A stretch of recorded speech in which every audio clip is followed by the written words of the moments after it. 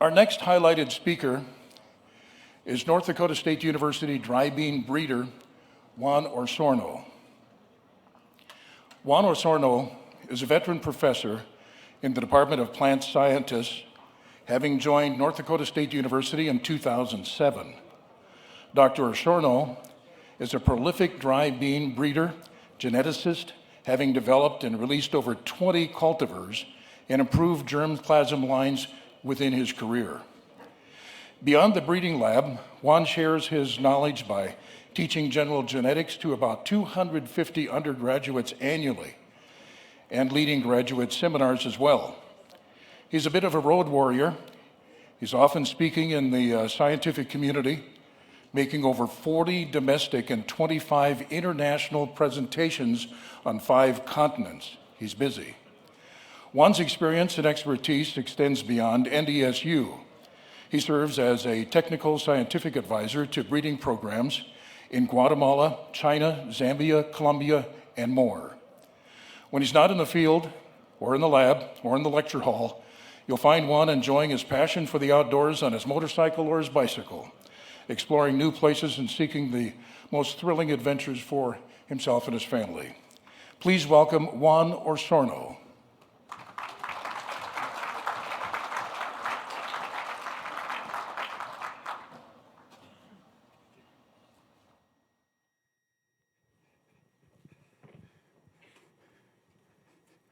Let's see, do we have sound? We're good? Yes, perfect, thank you. Thanks for the invitation. I was just talking with someone earlier here saying that this is my 60th time being here in this podium. The only time I missed it was for COVID year that we didn't have the Bean Day, right? So, and you're still not tired of me, I don't know how. Second thing is, if I see anybody kind of dozing off after lunch, I'm gonna start speaking Spanish, so be careful, okay? I have a lot to cover today. The first thing I want to cover is make sure that you get a copy of the dry bean variety trial bulletin. It encompasses all the trials that we do between the REC centers and also the locations that we handle either by ourselves in our breeding program or the collaborators across North Dakota and Minnesota, okay? So it's an important activity, and I think it's a great tool for everybody. Hans Kandel used to take care of that, coordinate that effort. Now, graciously, we got Greg Endres from Carrington coordinating that effort now. You can find that online as well. There were a couple of typos on the printed version. If you're interested, you can ask me, but the online version is updated and it's correct. This is all I'm gonna tell you today. You see, we have a lot of things to cover in only 30 minutes that I got, right? I'm gonna tell you a new pink variety that we are just promoting. It's our newest release. I'm gonna give you examples of many of our collaborative efforts. It takes a whole village, it takes a whole group to do dry bean research. It's not just me, I'm just the one trying to materialize a lot of the research that we find, but there is a lot of people behind all this, either coming to me with crazy ideas or I'm the one coming up with the crazy idea and try to do something, right? And then briefly, I'm gonna tell you about a new insect threat that is going on in Central America and the Caribbean that is quite concerning. New people. We have new personnel in our group. We have a new postdoctoral scientist, Dr. Nusrat Khan. She came from Western Australia, a lot of experience in wheat breeding. She's gonna be helping us with some of the things that we do in the program. We also have a new assistant breeder, Jose from Guatemala, just finished his master's degree with me, and I was clever enough to say, well, he's one of the good ones, so I'm gonna keep him around, and I just put a chain on his foot and he's gonna stay, right? We also have other members of the team taking care of everything, students that have graduated, et cetera, et cetera. So again, it's a team effort. That's what I want to make sure that you realize. Okay, new pink, first pink ever released by North Dakota State University. We call it ND Rosalind. As many of you know, all NDSU varieties now need to have the ND prefix, right? It was an effort that I was trying to do to actually move the slow darkening trait into pinks, because pinks also suffer from darkening issues, right? Same as light red kidneys Cranberry beans are really bad for that, right? We were not able to transfer the gene that I wanted to, but somehow we ended up with a really, really nice product. So those pictures are seed samples from our own trials, from the same location in many cases. And you can see the difference in color. Somehow, Rosalind is being able to hold up that color much better, right? But let's talk about beans. That's what matters, right? We're bean counters. What happened with the yield? We tested this Rosalind line for about 20 different environments across the years between 2018 and 2023. And as you can see in that graph, so this is the average of all those trials combined, correct?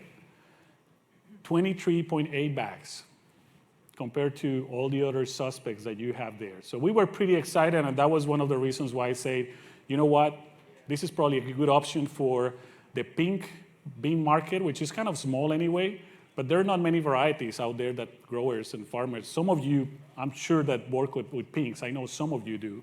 So here is a great alternative, right, for our North Dakota conditions that are requiring 15% higher seed yield than the average of all those trials where we had that line tested. So I'll take 15% higher yield anytime, right? When it comes down to other agronomic traits, seed size is on par with all the other pink varieties that we have in the market. Nothing really surprising there. Days to maturity, pretty similar, 98 to 100 days you have there. But look at the plant height. So that's a good indication of the uprightness of the variety, right? It's really tall plants, really nice pod distribution. And another interesting thing, we keep working on improving, I'm not going to say creating resistance to common bacterial blight, which is a very common disease in our region.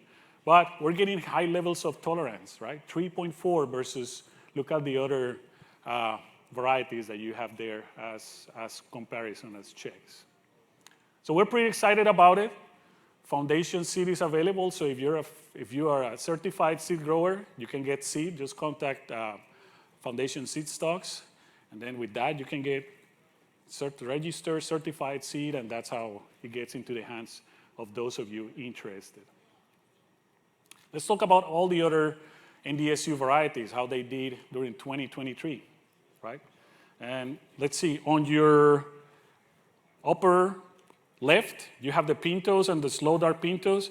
Each one of those graphs is the same. All you have there is percent yield on the y-axis, and then you have each one of those varieties there. So we combine all the data from all the trials that we have, get the average of those trials, and then say, okay, how much higher this specific variety was yielding compared to the average of all those trials, right? And you can see there, ND Rodeo, our newest slow darkening pinto, 22% higher yield than the average of all those trials where we had that variety. Pretty impressive. Falcon, just on par with the average, but I'll tell you an interesting story about Falcon later. Same for Palomino. We know that it's just right there. It's an average variety. You have some other good ones there. Look at the blacks on the right side, right? We have Eclipse and Twilight doing a really good job. At least you're happy when your bar actually goes up instead of down, right? That's what you want for each one of the varieties. So we're pretty excited there with those numbers, 6 and 8% higher than the average. You have the navies. We released that ND Polar a couple of years ago. I think it's a great option for navy growers. Look at that, 7% higher. Also, what else is there? Oh, the T9905, the old T9905, everybody knows it, right? Kidneys, that's lower right corner. Our most recent release, Red Barn, look at that. We got 11% higher yields than the average, followed by Whitetail, and then Rosie, our light red kidney. So overall, I think when you look at that data, you feel pretty good. Like, for 2023, it was overall a pretty good year for our varieties that are there in the market. Oh, forgot one, Pegasus. We're just talking with John Barch about Pegasus. 15% higher than any other the average of those varieties there, right? So pretty impressive to see those numbers. If you think, oh, Juan is just fooling us and overinflating these numbers, I'll be happy to show you the data, okay? And then you can look on your eyes and see if this is not true or not. All these varieties have seed available. All you have to do is contact either your seed dealer or Foundation Seed Stocks and figure out a way to get your hands on it. These are your varieties. Part of the work that we do with this is thanks to the checkoff system that we have through Northarvest. So, I mean, use them. They're yours, right? They're not mine. Here are our most recent releases from last year: Red Barn, Dark Red Kidney, and Rodeo SD Pinto, right?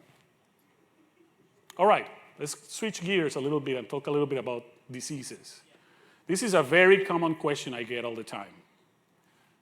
Okay, Juan, how much additional seed yield I'm getting thanks to you putting those resistance genes there, right? What is my advantage? And many factors will affect what I'm going to say there, because environment plays a key role, as you know.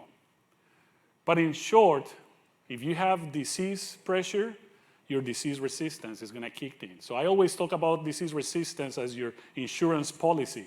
It doesn't make your house or your car more valuable. It's just there to protect you when something happens. Right? Same happens with disease resistance. And I'll show you an interesting case in bean rust that I've been working in collaboration with plant pathology group, Gisele, Upinder, and Sam.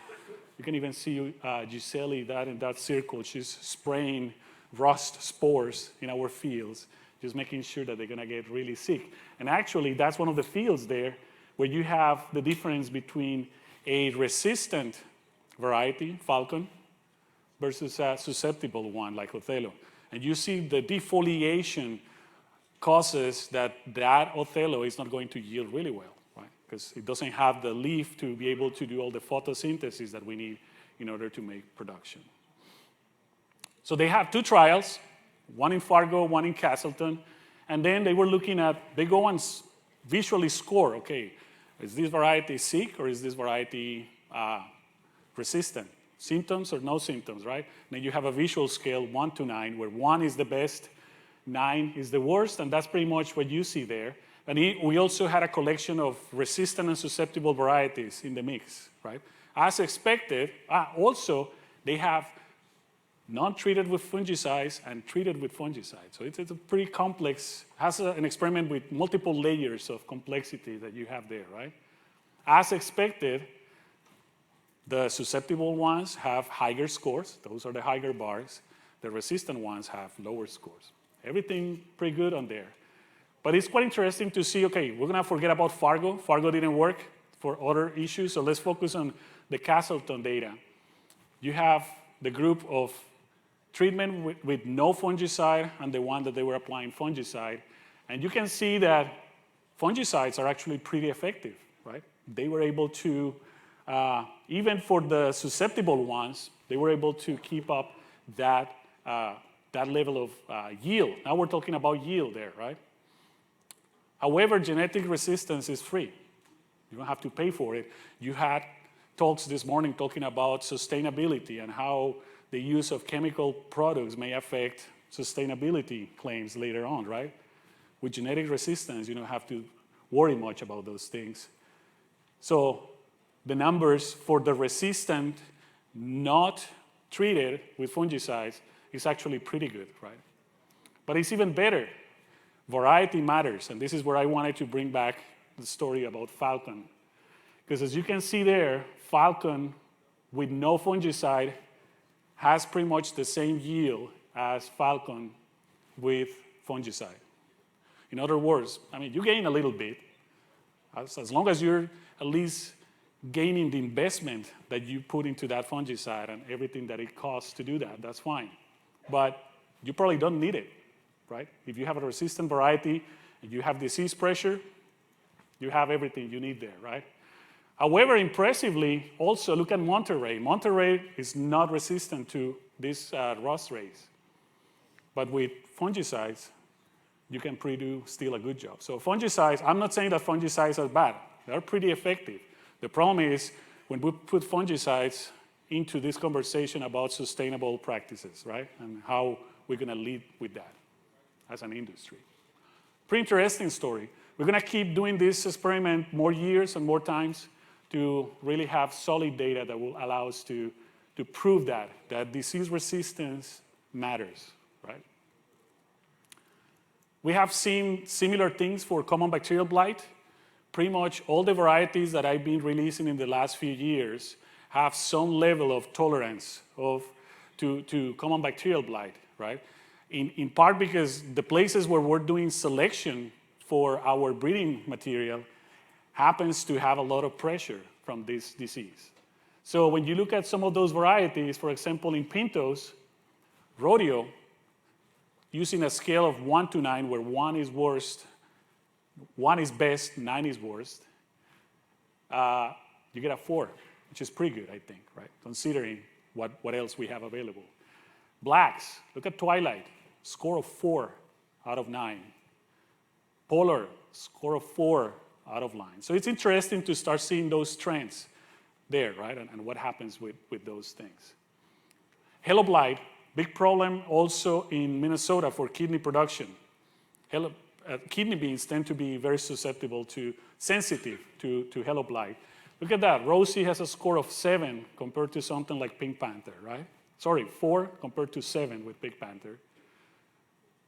Red Barn, our latest kidney release, 4, right? Whitetail, 5. So as you see, it's a trend, and I think it's just the natural pressure that we have with the pathogen in the places that we are making selections. Remember, my breeding program is here. I'm working under the same conditions that all of you are working. My selection happens here, and I think that's critical. We're doing selections in the same places as you are working, right? And I think that's very valuable. Let's change topics. Soybean cyst nematode, another problem that has been mentioned here many, many times. That's a nice picture that Sam Markel gave to me, shared with me, where you can see the difference between what is a rhizobium nodule, for biological nitrogen fixation, and what the soybean cyst looked like. And actually, that's a really good picture because in many times I've seen samples, root samples, and for me, it's actually hard to see the cyst. So that's a pretty good picture, actually.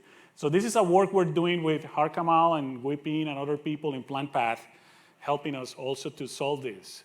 They have been really diligent in keeping track of doing surveys across North Dakota, characterizing what kind of strains, if you want to call them, they call them HD types, what kind of diversity of this pathogen we have out there. And that's how they came up with that table, right? We call them HD types. Just think about races or strains in a way.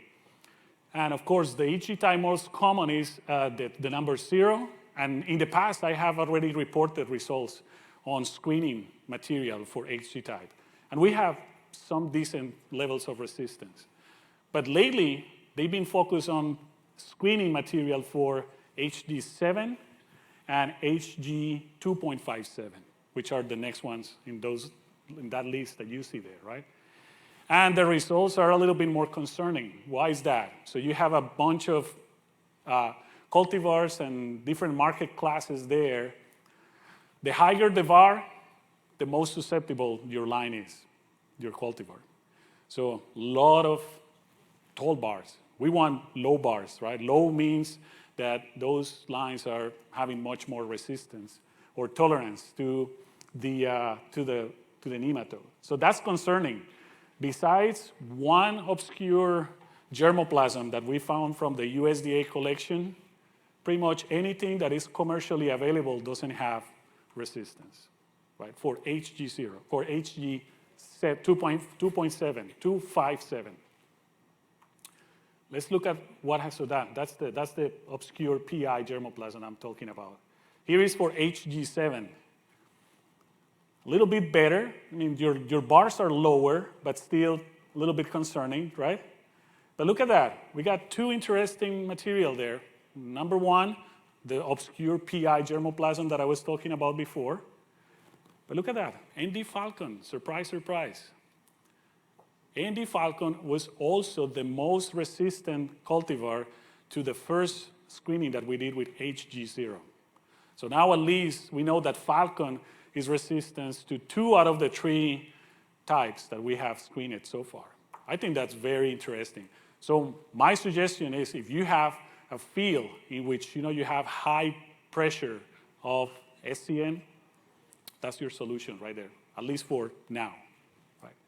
We'll keep working on it, but it's quite interesting to see how different types will give you also different results in many ways.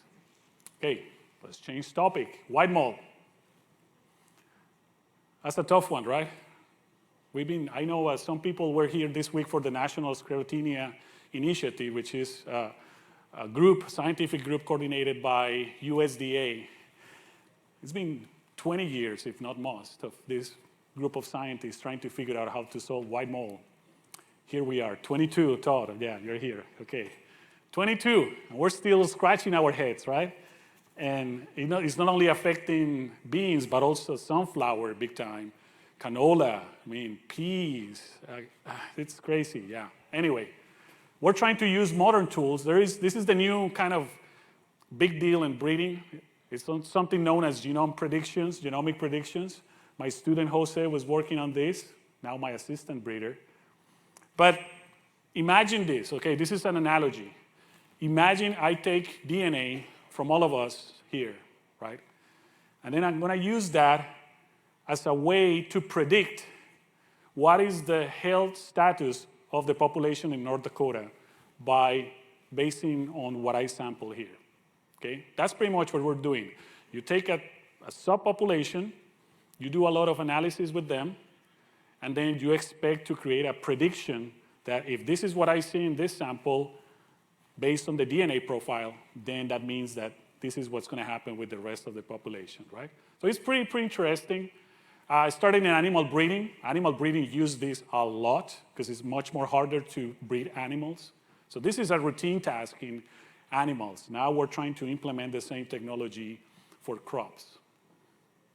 So we created this huge population involving 8 parents, and those are the parents that you see up there. I'm not going to get into details. And then through a crossing scheme, you pretty much mix all those parents there. We call that a magic population, and it's not because it does magic, it's just an acronym. And then in the greenhouse, you evaluate for resistance to white mold. And that's the difference in what you see. It's called the seedling straw test. You inoculate with the white mold fungus, and after 7 days, this is what you get. If your plant is resistant, it only attacks the first node, but if it's susceptible, you're going to have pretty much a dead plant after 7 days. So it tells you really well to differentiate among resistance versus susceptible, and then you go ahead and extract DNA from those plants as well and do a bunch of statistical modeling and other things in order to figure out what happens there. So what we found, bear with me on this graph. That's on the left side is the magic population. On the right side is your breeding lines, is my breeding program. So again, I'm using the magic as a proxy, as a subsample to predict what is going to be the resistance in my program, right, in my breeding program. And it was quite interesting to see that in the case of trying to identify resistance, which of those lines are resistant, I get about 50% accuracy, right? I'm able to, which is, it's like tossing a coin. But if I try to predict the susceptibles, I get much better in my prediction levels, right? I can guess, without even testing them with white mold, I can guess 64% of them that are going to be susceptible. Okay, I can predict. I cannot guess, I can predict. That's really interesting because that means I could get rid of the stuff I don't need to test. So in other words, you're doing negative selection. You're not focused on finding which ones are the good ones, but you're just using the methodology to get rid of the stuff that you don't need to carry in the program anymore. And now I have a smaller set of lines that I can focus on and work with, right? And it makes my life a lot easier. Less resources, less everything, right? Really, really interesting stuff. We are still optimizing the models, trying to make them better, but this is very promising. And again, it's one of those things that is the new wave in plant breeding, and we're trying to make sure that we're using those tools as well. We have some lines that are showing high levels of resistance. We also put them in the field in the last 2 years. And this is very typical with white mold. You get high levels of resistance, high yield, but late maturity. Very typical with resistance to white mold. However, we have a group here that, days to maturity are a little bit better. They still are holding up the resistance. But really, Jose, my assistant, he's really excited about these ones, these two in the bottom. Why? Well, because now it looks like we were able to break that bad linkage that we have between high levels of white mold resistance and earliness. That's great. We want that. So we're going to be exploiting those lines much more later. Let's change topics. Plant architecture. And I always put that picture there because it gives you a little bit of perspective of what you used to grow in your fields 20 or 30 years ago versus what you grow today. Look at the drastic change in plant architecture from what used to be a driving field 40 years ago versus what is today. And it's all thanks to breeding, pretty much. That change was made thanks to breeding. Not me. I mean, it's people before me that have been working on this and be able to. So today we have upright architecture plants like that just because of all the breeding efforts that we had. Drastic changes in plant height, branch angle, stem stiffness, stem diameter. So my student Oscar was kind of doing an evaluation. Okay, let's see how much progress we have made in the breeding program about this, right? Back in the days, we had another person in the group looking at lodging and stem diameter, and pretty much came up with this idea that, hey, if you want to have an upright plant, if you measure the stem diameter of that plant, it should be at least 5.6 millimeters thick in diameter. And then you have good lodging. You have plants that are going to stay upright, pretty much. So we say, well, is that true? I mean, let's go back and look at our material in the breeding program and see what kind of numbers we have about these things, right? And then what you have in that table is the two traits, stem diameter, plant height, and the means by market class, because we treat each one of these guys as different animals, as you know, right? I was very happy to see that pretty much across all our market classes, we are above that benchmark that our colleague Ali Soltani was saying several years ago. So he said 5.6 millimeters. Look at these numbers. 7s and 8s. So I'm pretty pleased to see that. This is my breeding material. This is the stuff that we use to pump out commercial varieties, right? Plant heights. I don't think I have seen plant heights that high or that bigger in the history of our program. So that was really, really interesting to see. We're also looking in the lab to what we call cell wall components. I mean, why? Why we have this better architecture? What is the cellular structure that allows to explain why we have these upright beams, right? And then that's all related to lignin content, cellulose, hemicellulose, et cetera, et cetera. Let's talk about abiotic stress. Yeah, Juan is always talking about diseases and nothing else. These are the two main abiotic stresses that we have in our region, right? Waterlogging, everybody knows it. You plant, and then a ton of rain comes and flood your fields, and there goes your crop, right? It's always at the early stages that we have these issues. The other issue, and it varies by region and sector and county, soil salinity. That's the other big issue we have, right? Even worse, in many cases, you have both happening at the same time, which is not fun at all, right? So we are trying to figure out, here's a nice picture that I got of T9905 navy bean in one field, right, one square. And pretty much it shows you the yield and in relation to salt content. So the green means that you got high yields. The red means that you got low yields. And as expected, as we know, it usually happens in the edges of your field, right? You have more compaction, you have more salt accumulation. So that farmer was having lower yields in those edges of the field rather than in the middle, right? It's losing, right? So how we solve this, how we try to get this? Of course, I'm just a breeder. So all we're trying to do in coordination with Tom DeSotter, who is around, and Audrey as well, she developed a greenhouse protocol to screen cultivars and varieties for not only waterlogging and salinity, but also the combined effect of both, right? So far, we have screened pinto beans only. So here are the treatments that she has, right? So you have the control is the best one. It looks fine because everything is as supposed to be.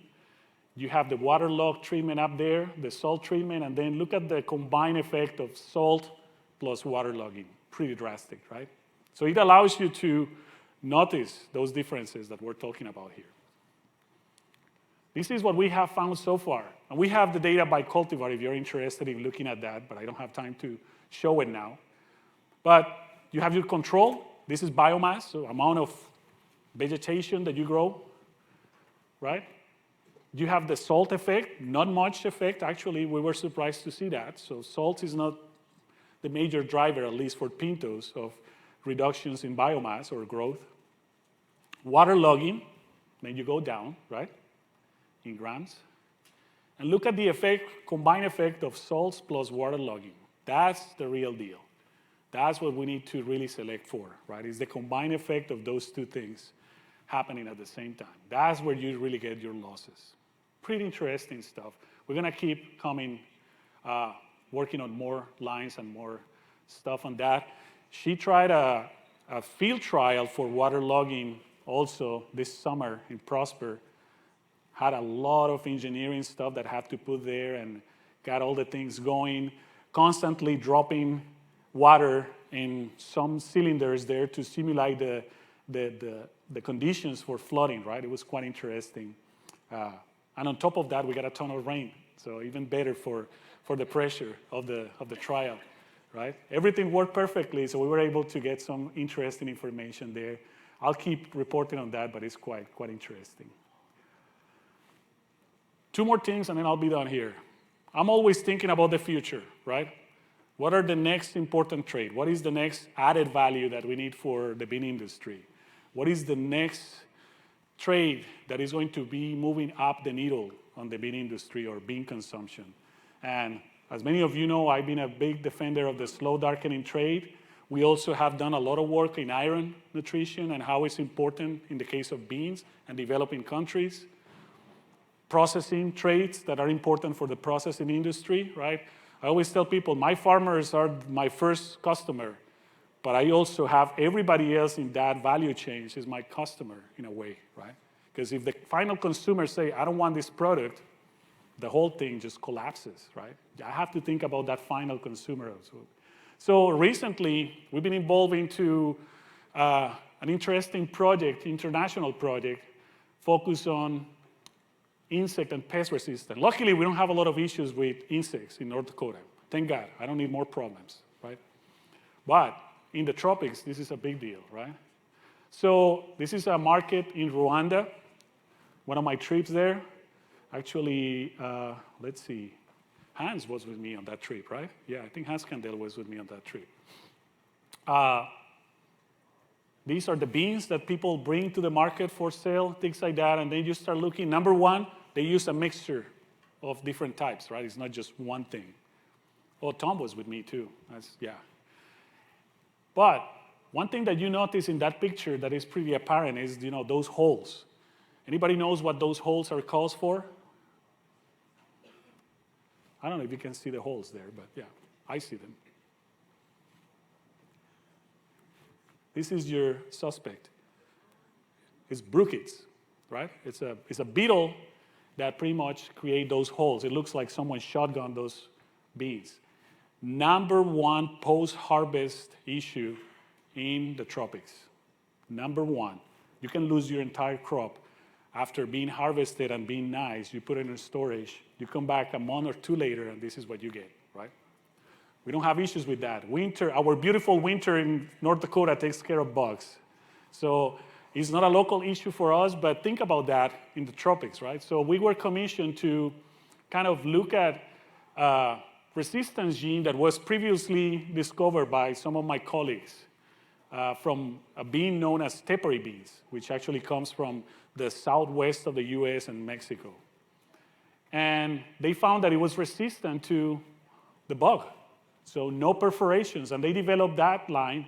Then we took that line, and in collaboration with some people in Africa, Mozambique, Malawi, and Zambia, we ended up making a lot of crosses out of that line and developing some lines. And then testing them because they have the problem there, the insects, so they can do all the testing. I never brought the insects here. All the testing was made there. And I'm very happy to report that now we may have a set of really interesting, set of material to share with them, number one. But number two, I also started making crosses of this material with my own breeding material. Why? We export beans to these places.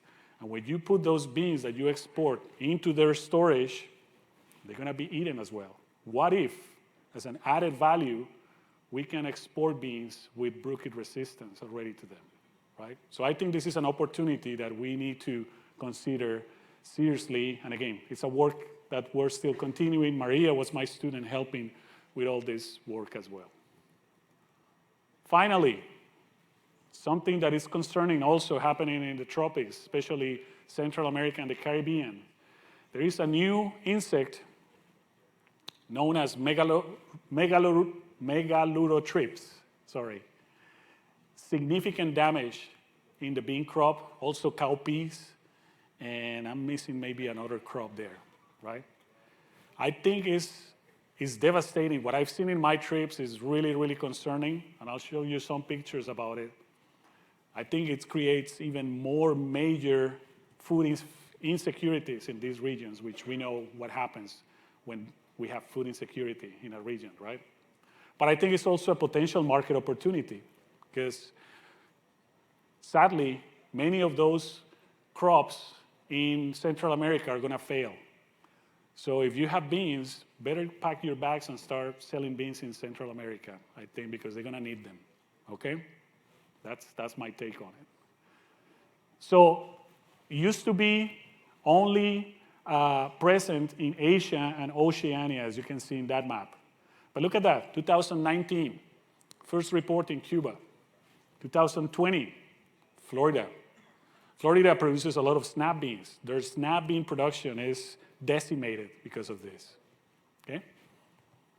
And then it's been spreading all over the place. But this is pretty much what it looks like. This is the kind of damage that you can expect with that insect. And I know it's hard to see there, but the tiny insects are inside the flower aborts, and with no flower, no pods, no seeds, no yield, pretty much, right? Here is a more drastic picture. I think I counted 25 of those little bugs in just one flower. 25 bugs in one flower. Each one of them laying eggs and eating and causing damage, right? Really, really concerning. This is something I'm always kind of in close follow-up with my colleagues in Central America and Africa and see what's going to happen there. Anyway, I just wanted to share that with you because I think it's very concerning. I don't think it's going to be a problem for us here. Beautiful winters take care of things, so don't be alarmed as a potential problem for us. But I think it's something that put the global landscape of beans into perspective, right? More other things that I don't have time to talk because otherwise Mitch is going to start looking me bad. Thank you for all the attention. I didn't have to speak Spanish, so that's, I think, something good. It takes a lot of people and a lot of funding agencies to be able to do the things that we do, including Northarvest, right? Many players. And I hope it was useful and interesting. I'll take any questions if you have any time.